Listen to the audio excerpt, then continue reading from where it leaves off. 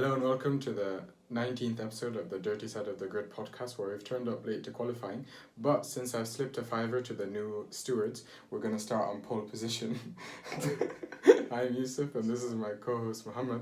And today we're going to be talking about the Saudi Arabian Grand Prix, or the second race of the season, or very interesting. I don't know, I said or and then I ran out of stuff to say. Summarize, let's say, the race in a few words, and kind of bear in mind, we said last time it was kind of like, what do you say? It's a proof of concept. Yeah. Thoughts on that, and thoughts on the race overall. Is it good, not good? Well, everyone's, suddenly now they can follow each other, they can race, this is incredible, two teams, the fight's going to go to the end. I'm always a bit wary, I don't want to set expectations too high based off 2 races out of 23.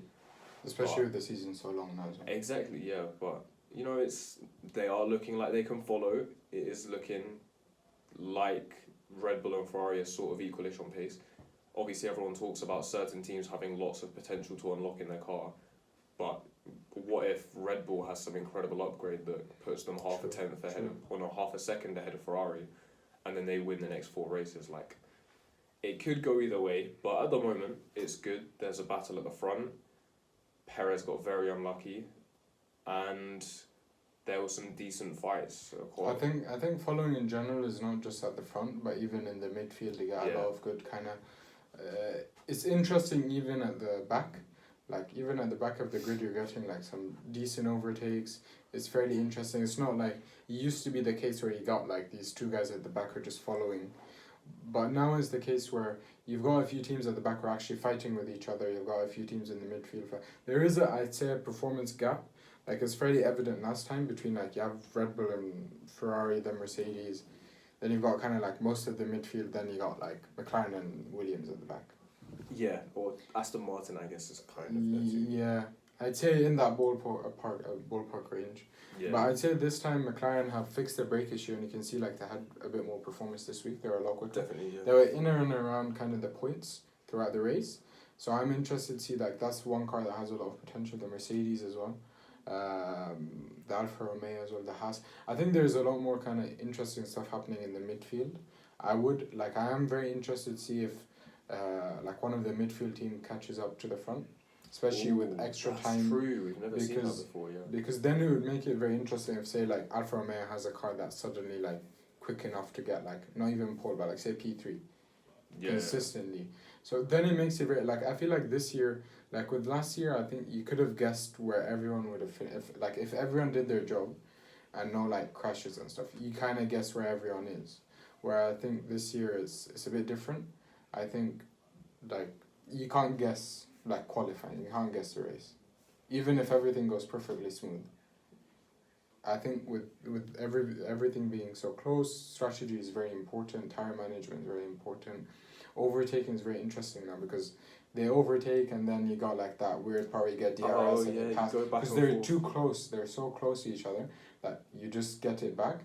And it's very interesting, Verstappen slowing down and they're fighting over. We'll get into that stuff, definitely, yeah. But I'd say it's made overtaking very interesting because it's not like Lewis with the Mercedes. They just go around the outside and you're never gonna see him. It's 20 seconds at the front. Yeah. It's not like that. Even overtaking is very difficult now. The race was decided by half a second. That's very big. So. Yeah. So I'm very impressed by last race and this race is last race was bit more comfortable for Ferrari. I think what they did with running the high downforce did not maybe benefit them as much. Perhaps the strategy could have been better maybe, but I think overall I think the proof of concept is a thumbs up, I guess. Well, so I guess to set us off into the whole weekend, we've got to start with the 60-second summary. Yeah, but you're doing it this week. You're trying to convince me to do it. Am I really doing it this? If you turn on your laptop, I can do it. Okay, fine. I'll give you a week to prepare. Not a week, a week. What? Next race you're doing the. No, I'm not doing it next race. No, you do it next race. No, this is your thing, bro. This is your thing. This is all you. I don't remember what's happening. No, you time it. I don't want to see it. But Oh, so I'm doing it next. Alright, okay, you just time it and I'll say this. Cool, so I guess you're doing this one. We'll stick with Youssef, the usual tried and tested. And then you would do it next time. Mohamed's doing it next time. The 60 seconds. Alright, fine. Cool. Okay, wait. I want to think. So. And in 3, 2, 1... Mick Schumacher went a bit overboard in qualifying. He did kind of what Tsunoda was doing last year. But it makes sense since last year he didn't really drive in a proper car. So he's overdriving the car. Be interesting to see kind of like him learning from that and getting better. I think that was kind of... practice wasn't that interesting this time because we kind of know where everyone is. Qualifying is very interesting. Lewis Hamilton out in Q1, which is wow. Battle for pole position was very, very interesting. We didn't get as many safety cars as I thought possible, but there was an issue with safety with the bombing, and then an issue with safety with like Mick Schumacher's 33G crash. And then the race was fairly interesting. McLaren's a bit more competitive. Verstappen and Leclerc were up there together. Perez is very unlucky. Latifi is out twice in a row. Williams are very, very bad. I think Aston Martin and Williams are kind of pushing to the back with the kind of Guan Yu Zhou or Zhou Guan Yu kind of being one of them. And I think McLaren's starting to kind of pick it up, which is interesting. And George Russell did very well to kind of keep up with them and kind of protect from the Alpines. And we got a very good battle between Alonso and Ocon. And it was very interesting to see Haas kind of getting involved with that, and he got Bottas overtaking and stuff. And what's his name? Ocon can't, if he's in a pink car, he has to fight with this teammate. Like, that has to happen. How much time do I have left? That was 125. Seriously? Yeah, that was 125. So before you mentioned George Russell, that was a minute. I just mentioned stuff after that because of their, like, I was like, might as well. I thought you'd stop me. No. I wanted to see how long you'd go on for. No, it's alright, it's not too bad. It's not too far off. We'll see. I can't really talk too much if I'm doing it next week, so I don't want to... We'll see what happens. This is the first time I've actually overrun. Yeah, I feel like... Because you usually, like, I can see your thumb going to stop. You didn't stop, so I thought I had, like, so much time. Anyways, we start. I think we start with like before qualifying. So there was before qualifying. For everyone who doesn't know, there was an incident where there was a terrorist attack. I guess that's what it's a missile strike in an Aramco oil facility in Jeddah, and essentially there was like concern over whether the race should go ahead or not. Whether like the drivers felt safe or not. The team principals seemed on board. The drivers had a took like 4 or 5 hours. The drivers normally have a meeting after Friday practice. That went on until like 2:30 a.m. local time. So yeah, they spent like 4 hours discussing this kind of stuff with senior people in F1 and also the Saudi, like they had Saudi representatives there as well. I'm guessing it'd be like someone from the defense ministry or something like that. It is interesting to see if that had like something to like, you know, like the guys who didn't perform as well, were they kind of a bit off, not just in terms of drivers, but in terms of also like people on like the pit wall and stuff. Because obviously going through something like that, especially like because it's like you can see it's like right over there. It's obviously a bit unnerving, especially if you've never experienced anything like that before. It kind of might push you off your game a bit. There were also, actually worth mentioning, 3 team principals came out with horrific statements about, like obviously you kind of want to give them the benefit of the doubt, but Helmut Marko came out and said Max wasn't afraid but Checo kind of was, but he should be used to it coming from Mexico City or something like that. Something along the lines of implying that Mexico City is like dangerous. It wasn't great. Toto Wolff then said we can't judge... we can't compare situations or judge it that much because, you know, maybe in the Western world, if you have a missile strike very close to a track, you wouldn't go ahead with it. But here it's part of their culture. He used the word culture as like a thing. So you could tell where he was trying to go with it, but it came out horrendously wrong. It was really bad.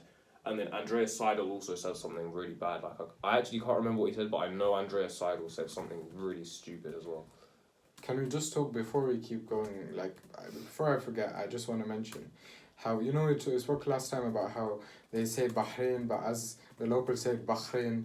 Yeah. And they keep saying Jeddah.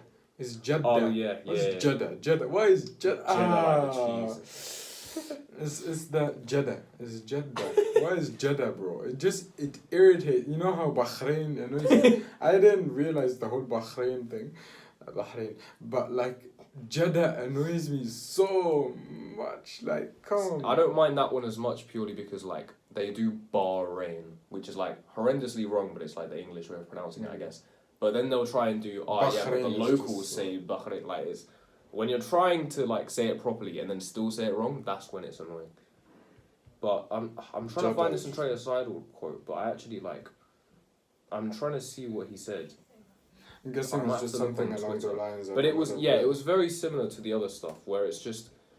I don't know, it just really brings out how like detached from reality these people are, because like you need to be very careful with what you said and with what you say in general, and What you're implying as well.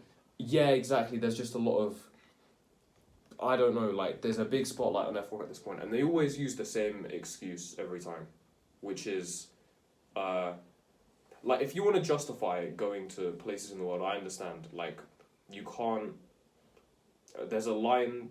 You need to decide where the line is in terms of where politics crosses over in sports and stuff. And if you want to show statements in solidarity, cool. If you want to race in countries where they've had a bit of a dodgy past, then cool. Because I guess, realistically... Every country has had a dodgy Every past, single so- country would be taken... Like America, we're going to America like in the start of May. The war crimes they've committed is horrendous. So if we're still going to America, it's I don't know. But then, like, to justify it, their justification is always... When we go to these countries, we set an example or something, or like we can show exposure and like whatever. So they're acting as if, you know, F1 just going to Saudi Arabia is going to be like... change their culture. It's trying to change the entire world. Like, oh yeah, we have a race in Saudi Arabia, and then we show them how cool Western life is, and then, you know, we come in and then they're going to go, oh, you see that F1 race? That was good. You know what we should do? We should overthrow our dictatorship and completely change how we run our country. Like, We're gonna get arrested for this. The Saudis are just coming for us. I'm just saying, like, it's if you want to justify it, cool, but come up with a stronger way of doing it, or I at least think- come I with a think- proper angle. I think it's just the way they said it that maybe came out very wrong.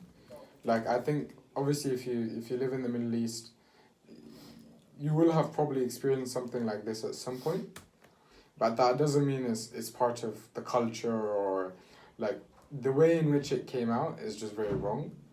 Yeah. Obviously, with Yeah. everything that's happening, if you say, since the Middle East and the instability, people have most likely experienced something like this, I'll be like, okay. But when you say it's part of the culture, it just comes out as like, Yeah, it doesn't help, especially recently with the whole quotes that are coming out from all these journalists about Ukraine and stuff. It's just, it doesn't look good on anyone. Like, I don't know, it's bad. The problem is they're trying to run both ways. Like, instead of saying, okay, we're not mixing sport and politics at all, we're still going to race in Russia, we're still going to do all of this stuff, we're going to be completely... Some, but not all. That's what I mean. It's just kind of like, well, where do you draw the line? And if they need to decide, obviously there is a line to be drawn, so you need to be active and say like, this is where we're doing it, and this is why. You cut it fully out of sport, or Both are wrong. or let's like I actually like I didn't want Nikita Mazepin to be in F1, but I disagree with him being removed, because Same. Yeah. like the guy didn't really do very much. Like, obviously it's funny to look at him setting up the foundation and stuff. That's kind of funny. Yeah. But as in terms of he complied with all the rules they put on him. For context, he set up a foundation similar to Lewis's on a To help what's it basically called, diversity and stuff, Yeah.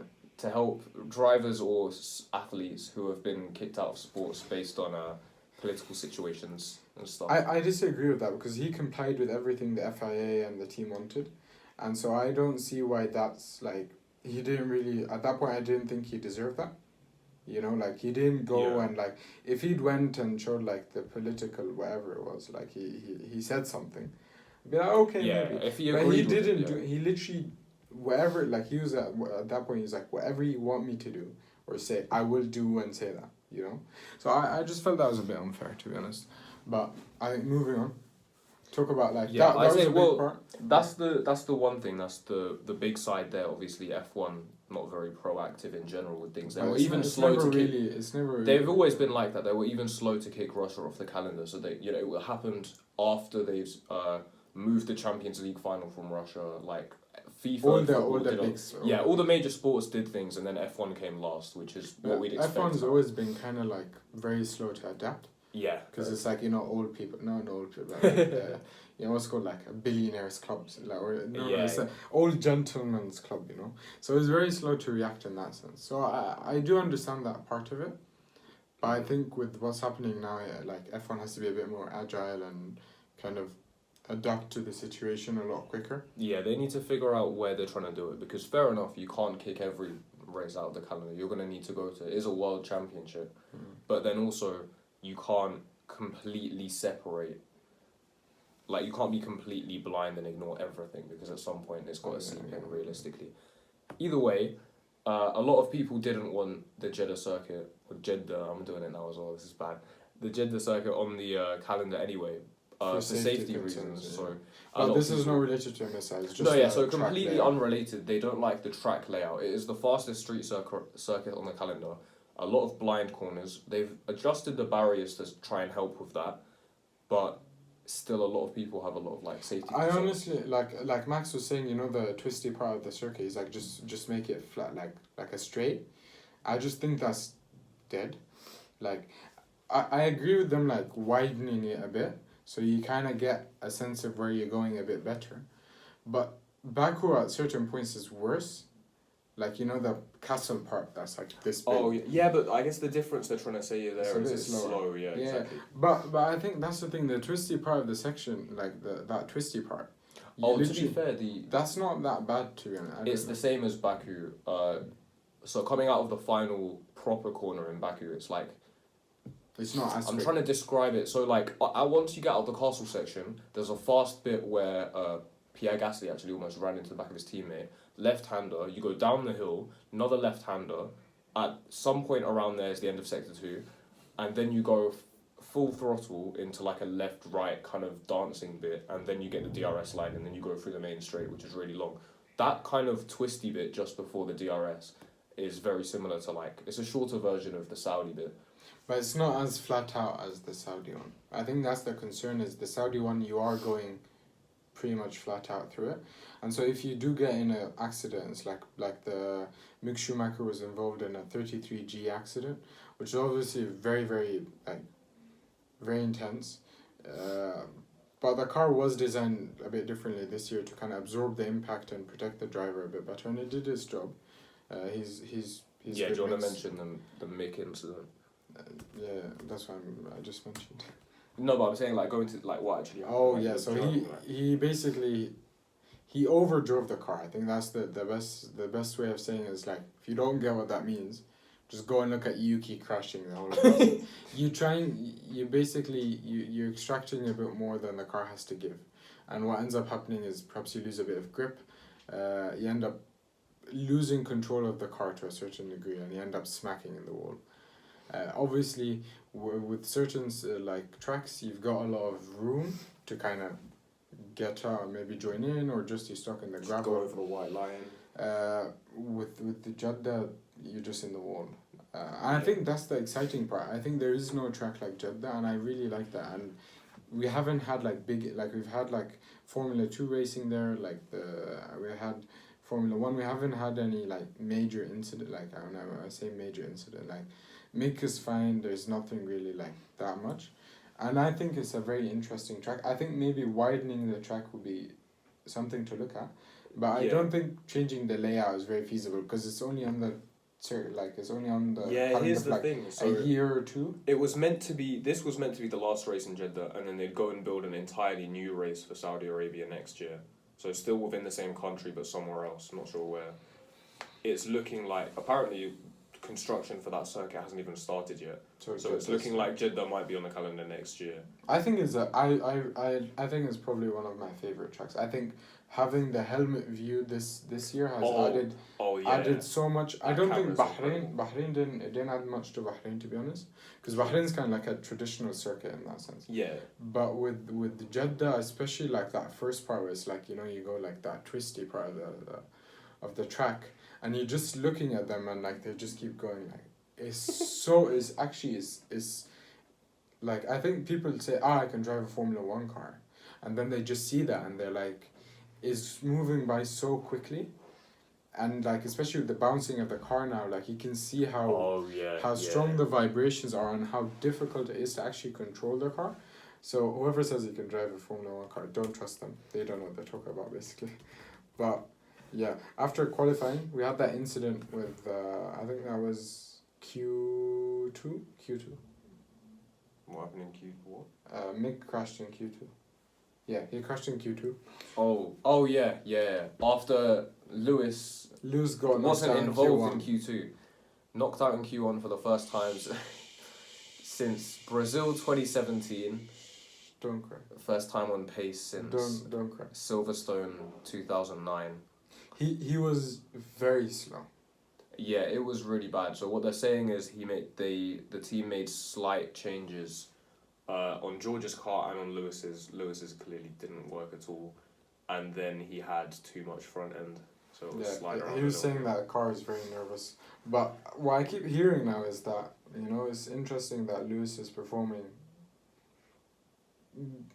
badly. Let's say by his standards, performing badly, and I'm hearing a lot of like, he was only winning because he was in the best car. You know, it's the same tape like Sebastian Vettel had to go through. Oh yeah, So Vettel got a lot of the whole he can't overtake because he'd just get pole and win the race. So people said he couldn't overtake, and now they're doing the same thing with Lewis. Saying, yeah, I think Sebastian staying at Ferrari for a few years did a lot for his brand image, and like people now like him. People back then didn't know. Like him. Lewis needs a while of that, but I guess Lewis, like, I don't think once he's done with the sport, I don't think Lewis will stay in the sport, so I don't think he cares as much. Yeah, the thing is, I feel like Lewis driving around at the back wouldn't make people like him. It would just, like, I don't know, I feel like him retiring, and then you give it a bit longer, then they'll like him. Yeah, but I think it's perhaps the difference in character. Sebastian has that jokey bit, Lewis does not really have that as much. Not anymore. He definitely shows it, and he has it, like, sometimes. He'll come out of it, but, like, in general media, he won't do that stuff. Yeah. But anyways, Lewis out in Q1, we go to Q2, we have the big accident, we're delayed for quite a bit while they're clearing the track. I'd say that's the one thing with Jeddah that's a bit difficult, is removing the stuff. I will say they are using the safety car a lot this year, and they're not just red flagging everything. Last year they were just red flagging everything. It's so stupid. And they are giving the safety car enough time. Yeah. They're not just bringing it in quickly. So I'd say like they are definitely like improved that part of it. I'd say in terms of stewarding as well, like the past 2 races have been good in that sense.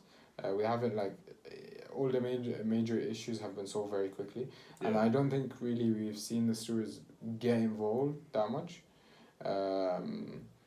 But it's been relatively clean. I think going into qualifying, we had that Verstappen. I thought it was going to be between Verstappen and Leclerc for the pole. Oh yeah, the fight. And then Perez just came out of nowhere and it's incredible. Yeah, so like his first pole position at arguably the hardest track to take pole position. Like it is the hardest track to drive. Let's be honest. Like I know people say Monaco's difficult for like pole and stuff, but I'd say Saudi is probably the most difficult, especially because of the amount of forces your body's going through. It's longer, realistically. It's a lot quicker as well. So you like with Monaco it's quite slow. So like certain parts are quite slow. So you can, get a breath. With Saudi, you don't have that chance until maybe the last corner, but then it's just straight. It's too late. Yeah. But you're right. So like Leclerc did his classic thing where he's on pace with Sainz, and then in the last runs he just puts 4/10 on Sainz out of nowhere, which is surprising because Sainz I think had provisional pole, so it was looking like he might actually get his first pole position, but then it went to Perez, who's got the record now for the longest wait for a pole position. They said 215 races, which is insane, to be honest. I think his The debut one before him was 2011. Mark Webber with like 118 or something like that. Also a Red Bull driver, surprisingly. So there's that. Old Red Bull driver as well. No, an academy driver. Red Bull's second driver. Yeah. Also a number 2. Well, I think like if you look at the race overall, I think there are like certain things we have to kind of touch on. Yes. So we'll start with the front, right? Do you want to start with the front? Yeah, we might as well start with the interesting bit. We'll start with the battle. We'll jump about a bit. We'll Okay. start with the battle. I think what I want to talk about is like specifically is the Verstappen Leclerc kind of We'll start with that. relationship. Yes. I think we had a lot of like very, very interesting battles. It's very easy to kind of overtake, but then you get like the DRS, and then it's very interesting with that stuff. I think it makes it a lot harder to overtake now, and it makes it very interesting because you can't just go around the outside or dive bomb and overtake. See, but what do you think of that? Because I've also heard the opinion. I listened to a few F1 podcasts that like come out on Monday before we record this, and basically there was a split, right? Some people love the little battling for the DRS line. It's cool. It's trying to be smart. I think it's dangerous, especially in Saudi. They didn't mention dangerous, but on top of that, like there's the other way where you say like it's stupid, like it's dangerous. It's not actually racing.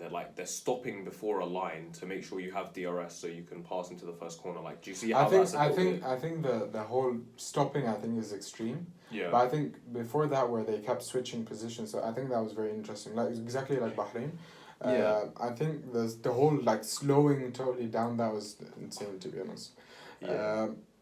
But the one thing I really wanted to speak about, there is a lot of respect between the two of them. And what I kind of noticed, and I wanted to kind of see your opinion on this, is when I think Leclerc is giving him a lot of respect. But I'd see, like, when you look at their relationship compared to Max and Lewis, I think Max gives him a lot more respect than he ever gave Lewis. Yeah. Not in the sense of respect in terms of a person, but rather on the racetrack. And I feel like he knows that if he goes into a corner with Lewis, if he goes into like this corner and he puts his car there, Lewis, even if it's Lewis's corner, Lewis most likely will give up the corner, give Max the position because he doesn't want to crash, and he let Max pass and then get him with strategy or whatever. Whereas with Leclerc, I feel like Max knows that if he goes in for something like that, Leclerc won't have any. Like he will crash. He will not. No, fully. Yeah, he doesn't care. And I feel like puncture, like all of it. I feel like now Max is a lot more cautious when he's driving, and Leclerc also has this kind of. They're both kind of ferocious in that sense that. Leclerc is a lot more like personality-wise, he's a lot calmer. Yeah. But when on the racetrack, he will go for it. Yeah, true. And I feel like that's the one thing I kind of missed last year with Lewis and Verstappen is. Verstappen went for it. Even when he didn't have the car, he went for it. Lewis did not go for it. He's patient, but almost a bit too patient. Too patient, like, you need to have that kind of, like, if you have a gap, you have to go for it, or you're not a racing driver. I feel like that line has been, like, rinsed. That line just gets used to defend the most dumbest decisions I've ever seen. But it is right in a sense that I feel like Lewis did not take those, like, he could have overtaken multiple times and just be like, nah, I'll wait. Fair enough, he overtakes later, but I feel like you lose that kind of sense of excitement watching the race. Yeah, no, definitely. And I feel like with this kind of partnership, I feel like obviously if they hit each other, it's gonna go like boom, and it's gonna be way worse, because they've also had that karting stuff, like that Leclerc funny video. It's like something. It's just an incident. Yeah, no, incident gets quoted too much. We'll put a link to that. That video is so basically funny. For those who don't know, Max and Charles actually used to be karting rivals when they were like 11 years old, and this one video went viral a couple years ago of both of them arguing about something. I don't even know what it was. I think Max pushed him off the racetrack, and then Charles pushed him off afterwards. Classic Max and Charles. And then they were speaking in like a little interviews afterwards, so I'll link that somewhere on the YouTube. I'll put it in the YouTube description. Incident. It's too funny.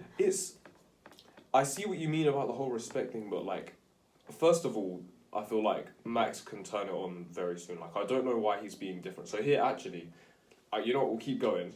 We'll start with Max then Lewis. Max, first of all, I forgot to mention this in my list of things that made Max Verstappen different in the last race. the safety car restart, absolutely horrendous from him. It was diabolical. He's beside him and he's trying to get in his head. Cool, perfectly fine, yeah. Like, as long as he I doesn't go actually ahead. really hate that. But I hate it too, but as long as he doesn't go in front of him, it annoys me, but like, a fair game. The problem is, in Bahrain, first of all, he did this going into the last corner, which was completely stupid because Leclerc just went wide, then had a perfect line into the corner, and then pinched him. So, like, basically, Max is like right next to the apex of the corner. He completely played himself. Leclerc, instead of just, weaving around the weather, he just drives off. And Max completely, like, he baited himself by being alongside him. If he went behind him, it would have been fine. And then, I don't know, I feel like he didn't do a similar thing. He didn't finesse himself as badly this time. He was obviously doing the games, but he didn't completely... But he did...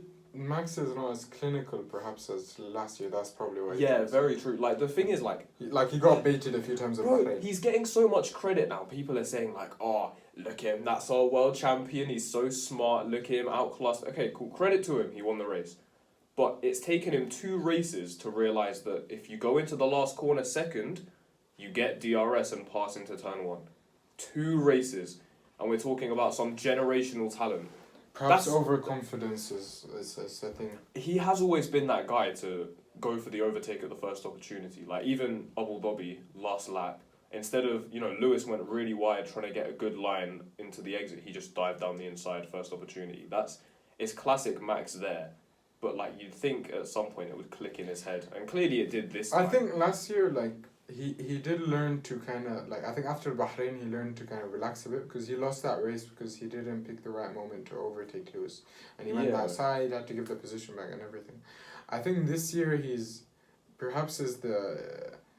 I don't know, he's now world champion. He's kind of, I don't know, enjoying it. He's got the golden boots, the golden helmet. Perhaps that pushed him off his game a bit, like, I don't know. That would be interesting to see. Maybe it's just getting in the rhythm of everything, Maybe he's not used to the cars, everything's so different and stuff. But then you can say the same about Lewis. Lewis with Alonso, it took him, like in Hungary, it took him so many laps to overtake. Oh, yeah. And he was doing the exact same thing into every lap. And Alonso said after the race, he's like, he overtook me when he changed what he was doing. If he'd done that from the second lap, he would have won the race. Yeah. But he didn't change his tactics. And so it can take some time for them to perhaps adapt your driving style because he's used to just doing this overtaking and it's done. Now it's not necessarily the case anymore. You don't just overtake and drive into the sunset. Yeah, so it is interesting to see how he's going to have to kind of adapt his driving style in that sense. And I'm very interested to see like his relationship with Charles as the season goes on. And perhaps I think Sainz and Perez will play a very, very important role this year in terms of who wins the championship. But do you say that as like the way you've worded that makes it sound like they're both going to be second hand and they're going to both be doing, like not underhand tactics, but they're going to, pit early to ruin Max's race or something. I don't think they'll start doing that now. I think with Red Bull it's fairly obvious that will happen. With Ferrari, I don't think it's necessarily the case. I think Sainz he's performed well, and he's performed very, very well. You have to say, like 2 podiums, 2 races, great. P2, P3, very, very good. I think he's missing something with the car. Like perhaps it's because it's a very different racetrack, but Leclerc is on it, and I think perhaps the car is suited. I don't know. Is it suited to him more? Is it because he got beaten last year by Carlos? Is that why he has that extra fire? Is able to extract a bit more from the car? Carlos has said he knows what it is, and he knows what changes to make on the car or what changes to make to his driving style to work on it. So I think Carlos is not like someone compared. I remember one of the engineers from Mercedes a few years back, short guy, very little hair. You know what I'm talking about? Paddy Lowe. Who am I thinking? I think so. I don't know. Short, very little hair. That's like the entire. That's every F1 engineer I've ever seen in my life. He's one of the high Mercedes ones. He was there from like.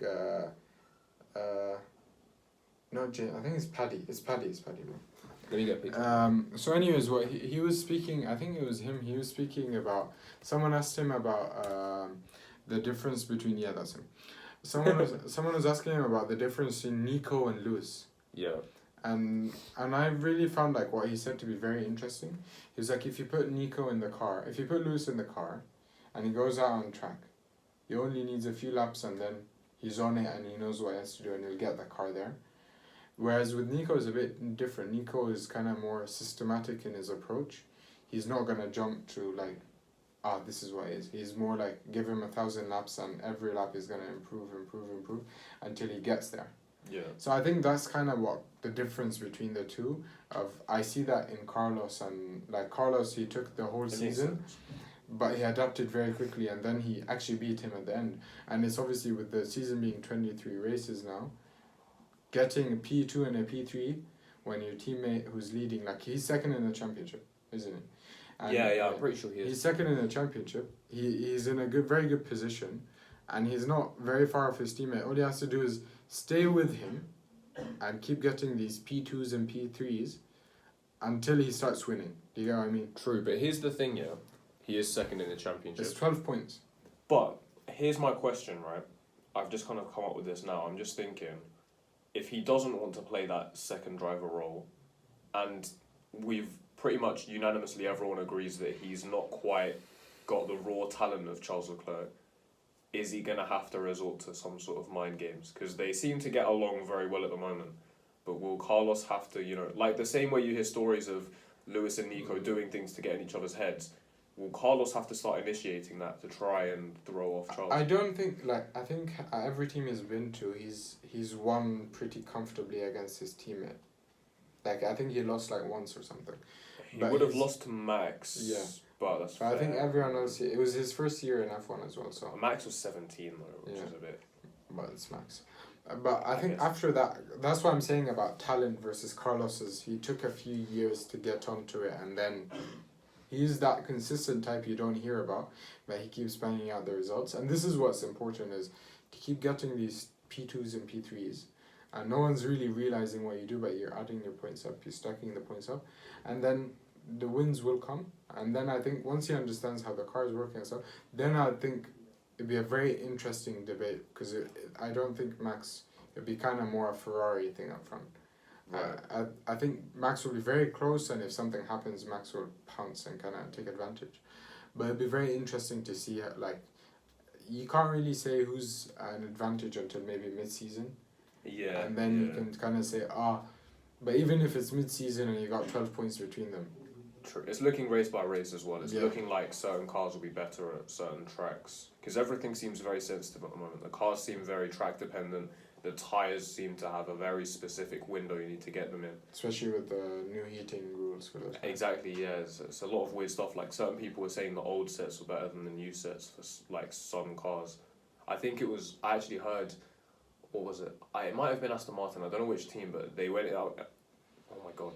They went out in practice and they scrubbed all of their sets of tyres. So they just did a couple laps on each of them just to make them slightly used, because the drivers said they preferred it that way. So it's interesting to see them resort to that kind of stuff, and the tyres still play a huge role in F1, but I don't know, it's looking like... I think it's also because the teams don't really know aerodynamically what's really happening until you're on the racetrack. Obviously, with different setups going to races where it's not necessarily clear what you're doing, because Jenson Button was talking about how he ran a high downforce rear wing in Monza of all the places a few years back, and he was defending from Alonso, I think, and I think he won the race. He ended up winning the race, but it's interesting because you're vulnerable across the straight, but you get the benefit into every single corner because you can brake later. Yeah. And so Ferrari went with a similar thing. It was just the DRS was perhaps too powerful, and the strategy was not they could. I think they could have done a bit better with the strategy. But it's interesting seeing these small things of, it's not just the car, it's also teams are going different ways with setup, I think I was very concerned with them tightening the rules that become kind of like IndyCar spec series essentially. Yeah. But the cars are so different, and it's very interesting to see hopefully the teams that are kind of at the back now start to understand what's the issue and start to pick up the pace, because then it would be the case where every race you don't know who's gonna be out in Q1, who's gonna out in Q2, and it's kind of like this fierce thing. Obviously with Mercedes in the mix as well, the only people who are really safe are top 4, so it makes it a very interesting kind of battle. Speaking of Ferrari as well, just quickly, a lot of people gave them credit for the bluff on Perez, on Red Bull, being like, okay, let's go, come in, and then they just didn't. I really don't buy that. They sort of did bluff them, but they got so lucky with the Latifi crash, which was perfect timing for them. Honestly, is it just luck, or did they order him? Crash into the wall. Here's my tweet of the week here. Where is it? Hold on. You ready? Yes. There we go. I have to zoom in. Latifi is an FIA industry plant. They've hired him for entertainment purposes. There you go. Niran, their friend he's part of like Team Quadrant. I know him. Yeah, he's an FIA industry plant. They've definitely hired him. So that's 2 races now. Whoops, it's not going to go right. Yeah, it's Perez. You have to zoom out. Perez and Lewis. Maybe Max is next. In terms of races, he's ruined because he crashed out in Abu Dhabi. Did he crash out in Bahrain? I actually don't know. I don't think he did. He finished the race. I just checked earlier. But then he qualified. He crashed in qualifying, I swear. I think so. Yeah. I'm pretty sure he crashed in qualifying. He crashed, but he finished, I think. Something like that. And then he crashed in the race as well. So that's Latifi bidding it in the wall a lot. He's a bit weird this year. Like, I thought he'd pick it up and be good. Williams are surprisingly very bad this year. Yeah, they're one of only 2 teams that haven't got points. The other one being Aston Martin. Surprising. That's a very, very, very surprising fact, Especially this early on. It shows how kind of competitive everyone is. People were expecting them to be the kind of Haas, like where Haas are now kind of thing. But yeah, it's clearly not worked out for them. Williams. Yeah, Williams. I thought they'd be that good. I thought they would be as well, to be honest. But then with Yachts Capito there and stuff, I think they'll probably pick up. But it'll be interesting who falls back, because someone has to go to the back of the grid. Everyone's like, I think this person would be good, this person would be good, but someone had to drop to the back of the grid. I thought it would be Alpine, clearly not. It's Aston. Yeah. But anyways, other than them two, I think the next thing we have to talk about is the Alpine Battle. Or, before we touch on that, we can touch on reliability issues with the engines this far this season. In the first race, we had 2 DNFs. Three DNFs from an engine failure. For Red Bull, it was Red Bull powertrains, and then we had 1 Mercedes this time, and 1 Alpine this time. So it is very interesting to see like these kind of inconsistencies or the failures with the engines and stuff. Yeah, because it just seemed like they all retired at the same time. It was so exactly, weird. Isn't People it? were comparing it to Bottas retired as well. I'm not sure if he retired. I think it's an engine thing as well. Yeah, so Bottas retired, then so that's Alonso Ferrari retired. as well. It was mad, yeah. It all just and the worst part, yeah, like I said, it all happened around the same time, which was just so strange. That's someone from every like engine manufacturer has had someone who's retired. Yeah, 13 people finished. So Latifi crashed, obviously. Ricardo, that's his Mercedes engine gone. Alonso was Alpine. Bottas gone as well, and then Albon crashed into Stroll. Yeah. Who would you actually, interestingly, I know it's not really a huge point, but Albon, like, this is, I really don't get it. So, Albon dives down the inside of Stroll. Stroll turns in on him. Albon got the penalty. In my head, it doesn't make sense. Like, realistically, if Stroll had the spatial awareness in the car of someone like Lewis or Fernando, or Kimi back in the day, someone like that, they would have seen him coming and moved out of the way. Either he didn't see him coming, and he doesn't have incredible racing IQ, or he saw him coming, turned in on purpose, and then said, why is he there? He shouldn't be there. Why is he dive bombing me? And the FIA said, yeah, he shouldn't do that, penalty. Personally, I think that's his fault. Like, yeah, Lance is at fault for everything, bro. I agree. Lewis finished P10. That's surprising. Yeah, forgot about so Lewis, he got very lucky with the safety car initially, and he gained a lot of positions there. Him and Kevin were having a similar thing. There's the virtual safety car, interestingly. So actually, when you mentioned this before about him, I was going to say this. When he was not being proactive or something about all of this, the virtual safety car comes out and he's in the final sector, and he gets told to box. I don't think he heard it. Then he goes around the final. But he couldn't have boxed anyways because Ricardo was basically blocking the entrance. The pit lane was actually open at the time. So Kevin actually. I know because after I heard his radio call when he was going into turn 1, and he was like too late. That's the one they show. So that's the one they show. So initially he got told to box as he was going through the final few corners. I don't think he heard it. He never responded. I don't know. I listened to the radios, and then he goes round, and you could argue as if he was being proactive and he saw there were no signs about the pit lane being closed. He obviously saw Ricardo's car being parked there, but if the signs don't say that the pit lane's closed, he could have come in and just pitted anyway, knowing his team would be out. He didn't, maybe because he's got flashbacks to Monza in 2020, I think it was, when he pitted, but the pit lane was closed, and then he got like a stop-and-go, where he got some sort of penalty for it, and that's what gifted Gasly the win at the time, I think it was. He didn't pit, the team then tell him to box as he's gone past the line, and then he said it's too late. But, like, he could have just come in anyway, to be honest. Like, I'm not sure why. And then his race was kind of screwed from that point. Yeah, from that point on, he was gone. And Kevin Magnussen was... It's interesting, because Kevin Magnussen actually stopped. So I'm not sure why he was... Kevin stopped after him. I didn't hear his radios, but he just went in. I was a bit confused with that. He was a bit slow. And then after that lap, they closed the pit lane, so no one could pit until all of it had been cleared. So, yeah. I was going to mention something else, but I forgot. Max gained like 4 points. Max lost, under the VSC, because the deltas are a bit different from what I understand. Max lost 4.4 seconds to Leclerc. See, I wanted to ask you about this because all the tweets I saw when I was scrolling through it, I just... the opposite. I heard... in my head, I was kind of zoned out at this point. I kind of not really fell asleep, but just kind of... I am falling asleep. So, like, I'm bored, I just haven't slept all day. This guy, master students. Basically, I was... so I see this, the VSC's ending, and then suddenly, I look away from my screen, I look back and Max is right behind Charles. And I was so confused because I assumed there was quite a good gap between them beforehand.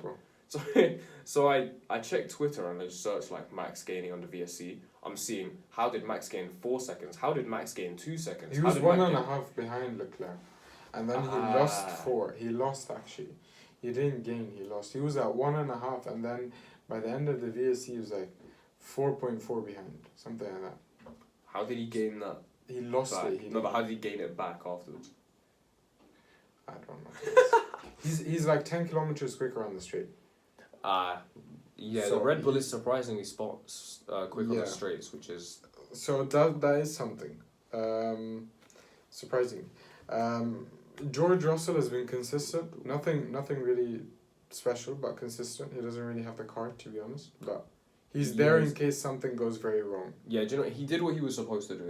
No one's really mentioned him, but he's doing what he was meant to, which is alright. It's good for him. I think he also out-qualified Lewis, out-raced Lewis, so it's interesting to see who's gonna have, like, Lewis doesn't seem to be like the Lewis we know. Like, no, I mean, George, he did alright. Bro, he was lapping... No, I mean in the sense that Lewis never stayed in a team where they were actually, like, fighting in the midfield, like this. McLaren. But he didn't really stay, like what's his name is at the back of the grid for a long time. So I think moving up the grid to the midfield is like, this is not bad, Whereas Lewis, obviously, for him, this is, like, catastrophic. Oh, no, yeah, of course, yeah. So, like, I think, obviously, it's probably mentally...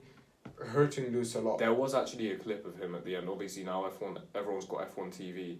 They can see the onboards of all the cars and they don't shut them off until quite after the race. So you can see him get out of the car and he just kind of leans against this wall, just kind of looking a bit deflated. Like, I don't know if you hear his radio at the end. He actually asked if 10th even gets points. Like, they said, okay, well done, Lewis, you finished 10th or whatever, unlucky. He was like, yeah, tough day at the office. Do they even hand out points for that position? Like, he didn't even know. Yeah, I think I don't think, like, mentally it's probably playing on him a lot. And that's why I think George will probably be able to cope with it a lot more because he's used to, from the last 3 years, of being last. So this for him is like coming Still P4, P5 is still a lot better. Yeah. And I think he kept up after the safety car, the second one, I think. Is it 2? Yeah, 2. After the second one, he kept fairly close with the Red Bulls. Like, I was impressed. He was like, by the end, he's like 8 seconds or 10 seconds behind, which is okay, not too bad.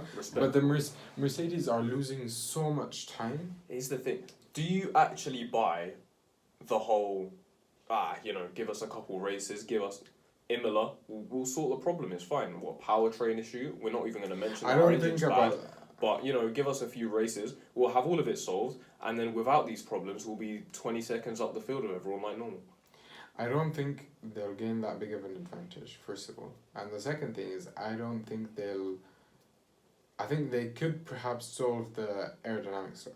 Yeah. Like, they're losing a lot of time because of the bouncing stuff. If they sort that out, they will gain a lot of time. The powertrain stuff, I don't know, I think the issue Toto was speaking about is too heavy. And it's affecting the balance of the car because it's very heavy at the back.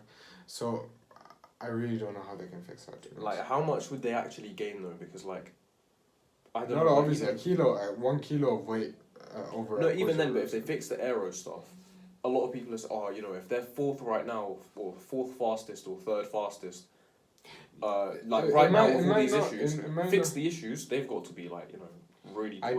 I don't think it will be the jump from third fastest to they're winning a race, but I think it'll be kind of chipping away at those 8 seconds. They're losing a second per lap. Okay, now we're losing 3/4 of a second, half a second, quarter of a second. Okay. Yeah, you're such an engineer. That's such an engineer answer. That's kind of because you're not gonna gain a second a lap in of course, because the way everyone's describing it is the aero gets fixed and then they win 4 races in a row because that's how life works. They won't see that big of a... I really want to believe it as well. That's the problem. The thing is, I think even the engineers are a bit confused because what people don't understand is the philosophy of this car is different to pretty much every Formula 1 car that came before. The Formula 1 cars that came before were, let's say, fairly similar. They were different, but kind of in the same realm of kind of stuff. Yeah. This is the way they're generating downforce now is so different, and now you're getting issues because of the ways you're generating ground effect. You're getting the bouncing, and now you have to remove the bouncing. But if you remove the bouncing, how about you just decrease some of the ground effect? This is the balancing act of trying to get as much downforce as possible without incurring the bouncing stuff. Yeah. Because you end up losing so much time and grip and stuff. So it's a balancing. It's a kind of very delicate act of balancing this with this.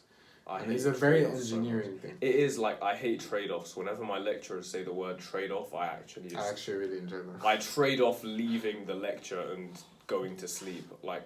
It's just such a better decision at that point. I hate trade-offs with a passion. But to be fair, I did hear this one thing about how beforehand, quite a few years in a row, Mercedes would produce, they call it a diva car, where it's the setup window for the car is really small. So if you get the setup right, it's incredibly fast. If you get the setup wrong, it's really slow. But they learn how to adapt with it. 2021, they obviously had the tough car. I think, was it 17? One of the years, the Mercedes they called it a diva the entire year, even in articles and stuff. It might have been the 17 car, it might have been the 19 car, but that was quite dominant. Probably. It might have been 17 or 18 actually. I'm not sure.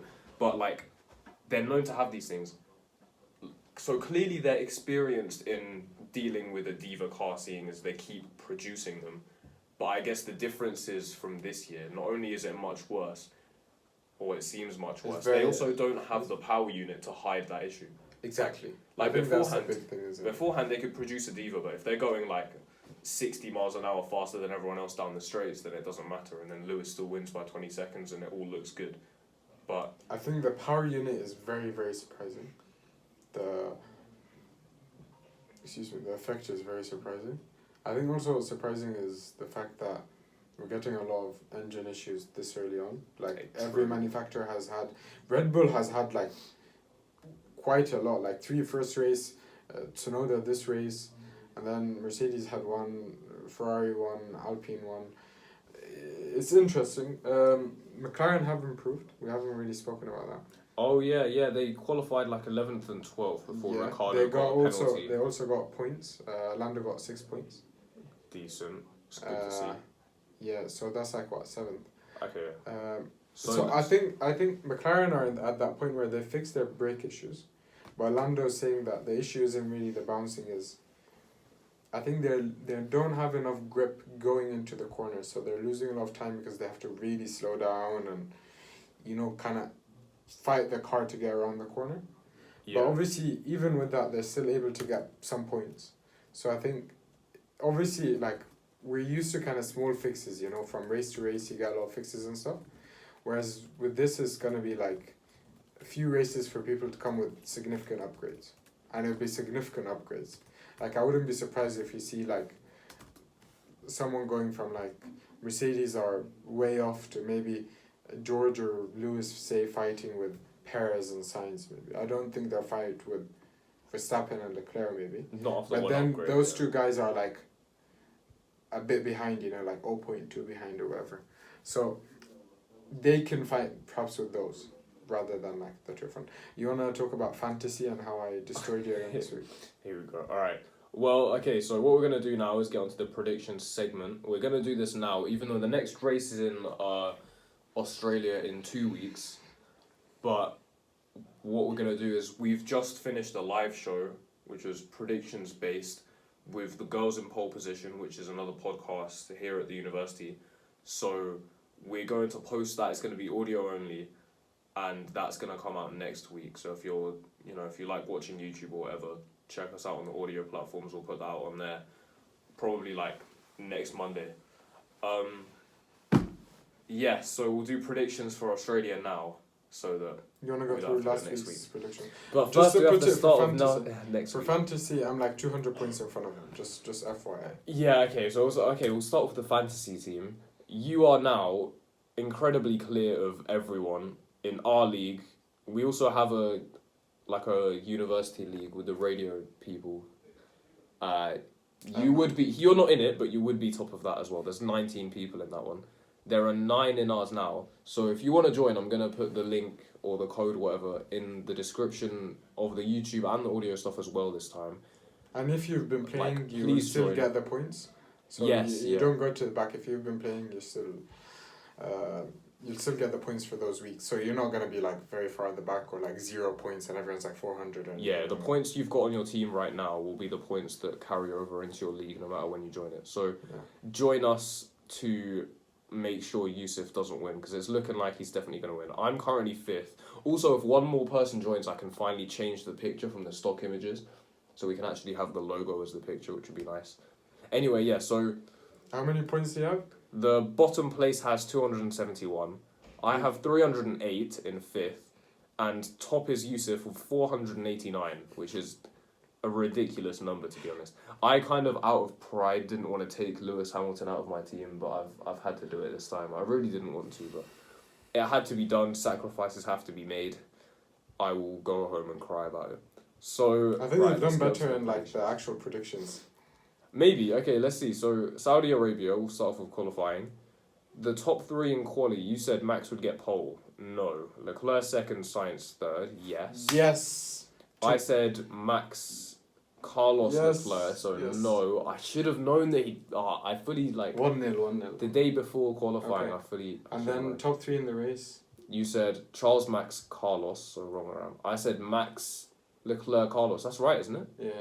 Race was... why did I do fastest laps? Wait a sec. That's right though, isn't it? Yeah. And who got... did Max get driver of the day? I actually don't know. Who got driver of the day?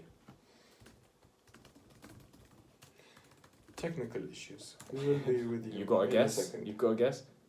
Leclerc. It was Charles. Yes! No, that's you! That's you! How? Max won, bro. Max won. How's he...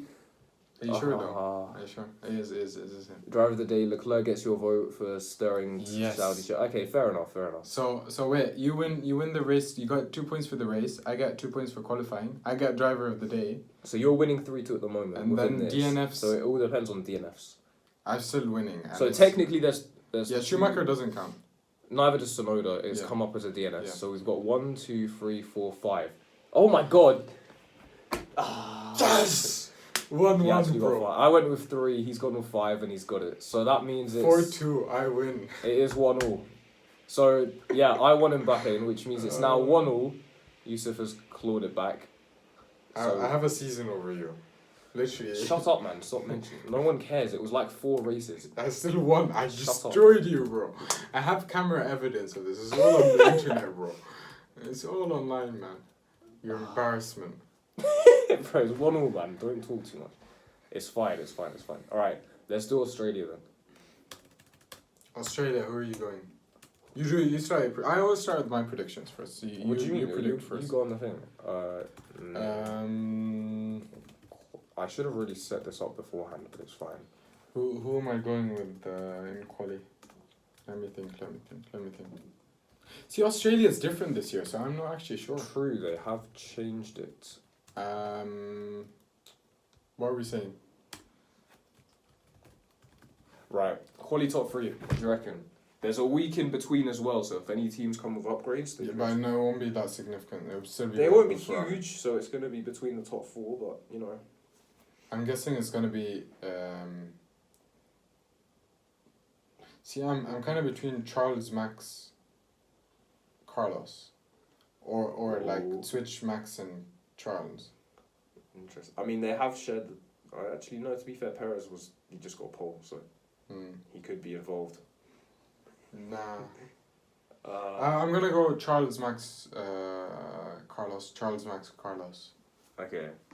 A part of me kind of wants to back. Right, so Charles, Leclerc, Max Verstappen, Carlos Sainz. Same for the race. Oh, well, the race will be the same as well. Interesting. I actually no, it's a fair point. I kind of feel like I kind of want to go left field with this. I do kind of want to go left field. Just go crazy, bro. Not with qualifying. I feel like with the race. I feel like there'll be a weird podium. I feel like there'll be a weird podium. Put Carlos Sainz. No. Carlos Sainz will actually win. Just Gasly in. No. Just that weird person. Hold on. You always used to go with what's his name? I used to go with Sainz. Yeah, exactly. That was my one. So go with Gasly now. Bottas. Max, Carlos. I'm gonna go Max Perez. Charles. No, Max Charles, sorry, and then Perez. Oh, interesting. And then for the race, I'm gonna go with. Oh no! Oh, this is so hard, man. Carlos. No, I keep saying Carlos. Charles, Max, Perez. I really want to say George. Why do I want to say George? Just say George then. Why do I want to say George Russell so bad? George Russell. I would be impressed if he actually gets. Carlos Sainz. Okay. So our quality is a bit different. I'm driver of the day, Charles. Oh, is that? Oh, I didn't realize that's your top 3 as well. Okay, well. We'll just copy it. Who's your top 1-1. Charles. Okay, Charles. Okay. I will have to go. Yeah, it's Charles. It's gonna be Charles, is it not? And DNFs, I'm going with 5. 5. Wow. Okay. Actually, no. 4. 5 is a bit extreme. 4. 1. Go with 1. I'm going 3. I mean, it doesn't. Do we give it to who's closer? We haven't done this yet. We'll decide on the day. It's if it's 3, you get it. If it's 4, I get it. But if it's 2, we both get 0. If it's 2, do I? And then if it's 5, no, both get. It's 0. not. I think it's just 0. Yeah. Cool. Because last time we both didn't get it, and so we both got 0. That's makes sense. Anyways, right. It's good stuff. Wrap it up here. Yeah, that's it. You forgot what an outro is last time I told it. Oh yeah, the outro. Thank you guys for listening, and we'll see you next week.